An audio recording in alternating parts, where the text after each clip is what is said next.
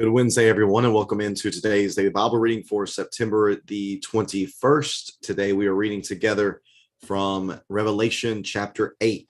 Revelation chapter 8 contains the final of the seven seals, and it also contains the first four trumpets that are going to be sounded as a response, I believe, to what is depicted for us in the seventh seal.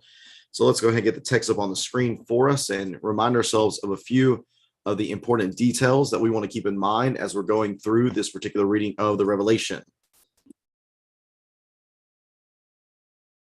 The first thing we want to remind ourselves is that this is an apocalypse, meaning that this is a particular type of genre of writing that would have been familiar to the Jews in the first century. This was a common type of literature for them, so they would have understood very well the meaning behind what is going on. So we need to make sure that we are applying their understanding first and foremost to our understanding. Secondly, it is a prophecy. It was given by God, it was given by Jesus to man, and it has given him the divine perspective of what is taking place upon the earth. And it was a letter written to specific people at a specific time and place for a specific purpose.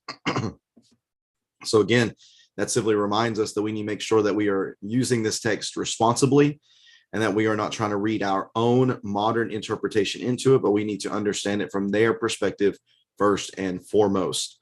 Today, here in chapter 8, we're going to see the seventh seal being opened. Whenever that takes place, then the scroll is actually going to be opened. If you think about any type of lockbox, you might be able to get let's just say there's 7 locks on a lockbox. You get 7 of them or 6 of them opened, but you still can't exactly open the box. So here we're going to see the last seal being opened, which is going to open up the scroll in its entirety. And I believe what we're going to see is the response to the prayers and the pleas that are being offered up by the saints within this context. And we're going to see a number of judgments that are going to come upon the earth. It seems that these trumpets are representative of judgments, and but what I want to note again, this being apocalyptic, again, it's also historically based. So one thing to keep in mind, and this is said really well by one writer, Richard Bauckham. He says that what John is doing here is that John has taken some of his contemporaries' worst experiences and worst fears of war and natural disasters, blown them up to apocalyptic proportions, and cast them in biblically elusive terms. The point is not to predict a sequence of events. The point is to evoke and to explore the meaning of divine judgment, which is impending on the sinful world. Whenever he talks there about casting them in biblically elusive terms, you'll probably note as we read through here that there's a great deal of language that can be traced back to Old Testament events and Old Testament writings. One resource that I have been using in preparing for these readings and these readings and the little bit of detail I'm giving is by Michael Heiser. He's an Old Testament scholar, and what he does in his podcast on Revelation is he just goes through and just connects all of the Old Testament language that is found within Revelation to its origin in the Old Testament, and explores the context of that in order to understand what the meaning behind this particular text is. And again, I think if we do that, if we go and trace the language here back to original context in the Old Testament, then I think it leads us to a pretty clean understanding that what we have here is God showing his power over evil spiritual forces, and he is showing himself to have power over humans that rebel against him. And just as so often his people end up getting caught up in these things, it also serves as a test of sorts for them. That is, they're going through these things as well as they're experiencing many of these things.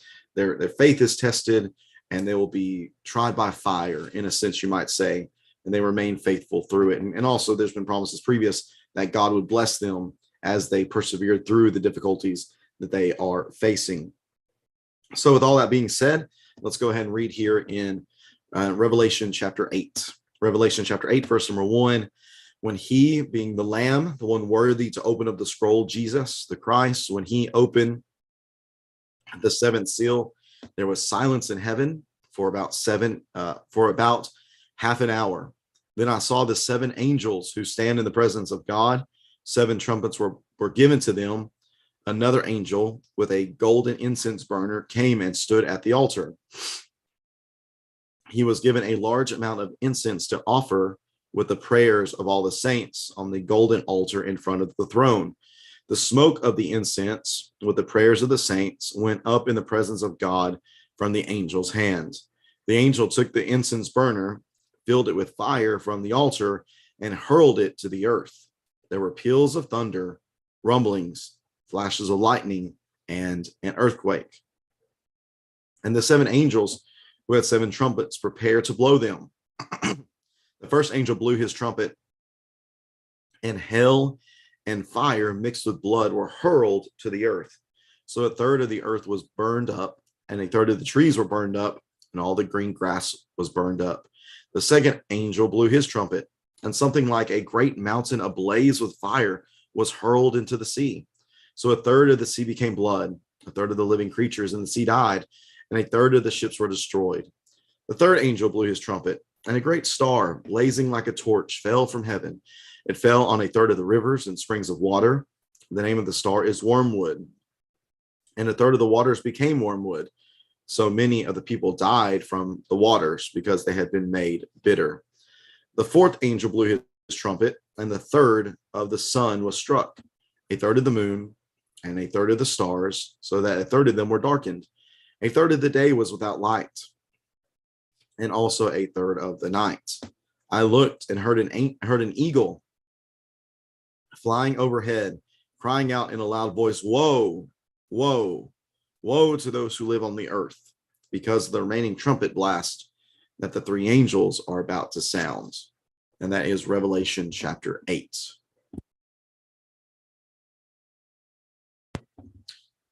So going back up to the first of the chapter, again, this seventh seal is opened, the scroll is able to be opened, and the pleas and the cries of the faithful are, I believe, answered here.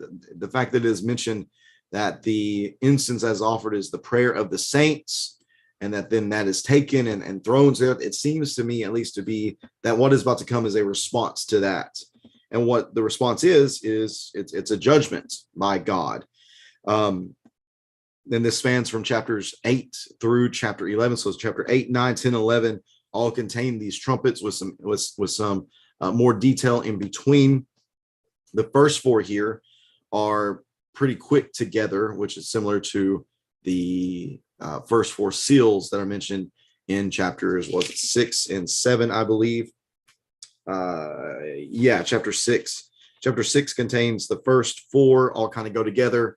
And then the second 3, 5, 6, and 7, they kind of go together. We have that here as well, the same sort of pattern. And what these should remind us of, I believe, a lot of times is the plagues of Egypt. For example, in the first trumpet, what do we have? Well, we have hail that is said to be, that was hurled to the earth.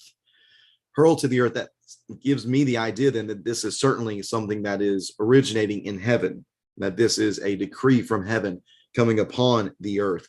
So hail, it's the seventh of the Egyptian plagues mentioned there. In the second trumpet, we see something being hurled into the sea, a great mountain ablaze with fire hurled into the sea, and many died from that. In the third trumpet, again, we have the idea of water being polluted. Might remind us of the waters of Mara in Exodus chapter 15. Again, this representing bitterness, sorrow. It's associated with gall, that which was offered up to Jesus on the cross. And then finally, in the fourth trumpet, we have the ninth plague of darkness. And darkness is certainly a hindrance to mankind. We have not been blessed with night vision to be able to operate in the darkness as some animals have the ability to do so. So again, we just have a number of troubles that are thrown upon the earth. And I just want to remind us again that I don't have much confidence at all, if any, that these are literal things that were going to take place, very literal in nature, that there was literally going to be a star called wormwood that was going to fall and pollute the water. I don't think that's the case at all.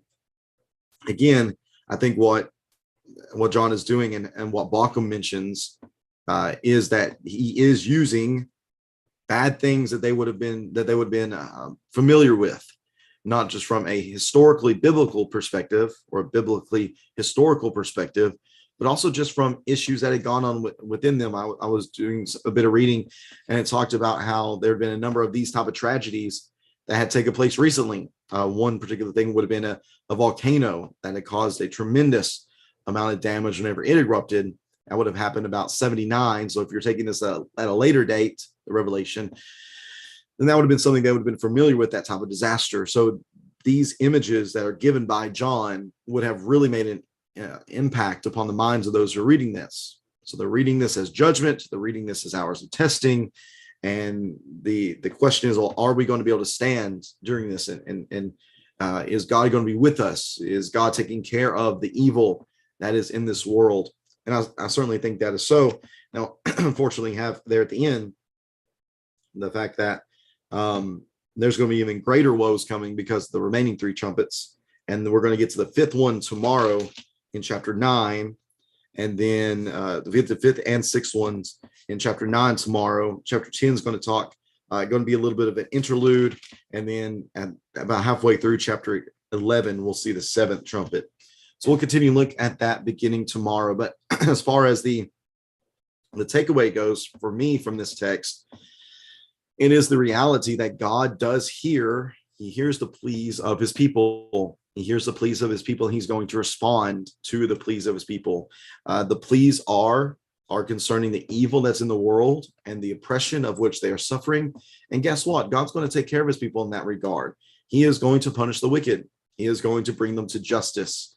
And again, I don't think that these are literal in nature, because there is a much greater truth that is to be seen here. Again, if we're thinking about it in terms of the Roman Empire, the Roman Empire is going to be judged. It is going to fall, and God's people will be left standing. Thinking about it from kingdom terms, the kingdom of Rome is going to fall, but the kingdom of heaven and the church that are on the earth, they're going to continue to stand. So God is hearing the pleas of his people, and he is taking care of them just as he has always done, just like the plagues against Egypt. They're going to take care of those things. And God is going to take care of the wicked that were oppressing his people that time, and he will continue to take care of the wicked who are oppressing his people, not only during the days of the church now, but even today. Again, we look at this text and we want to read first and foremost what it meant to them and kind of the underlying principles, and those principles continue to be true for us. That this is not a roadmap for specific events necessarily, but it is relaying to us principles that can help us as we continue, in a sense, to live in our own version of Babylon, that is wickedness oppressing us on every side. We need to remain faithful. We need to know that God is surely going to take care of us in the same way. So that is the reading of Revelation chapter 8, and just a few thoughts that you can chew on as we go throughout the rest of this day. I'm looking forward to being with everyone tonight as we have our midweek Bible studies at 7:00. Looking forward to continuing our study on biblical leadership. Tonight, we're going to talk about structures of leadership, what we see in the world, what we see in the Christian community, what we see patterned for us within Scripture. We're going to look at that tonight. Very much looking forward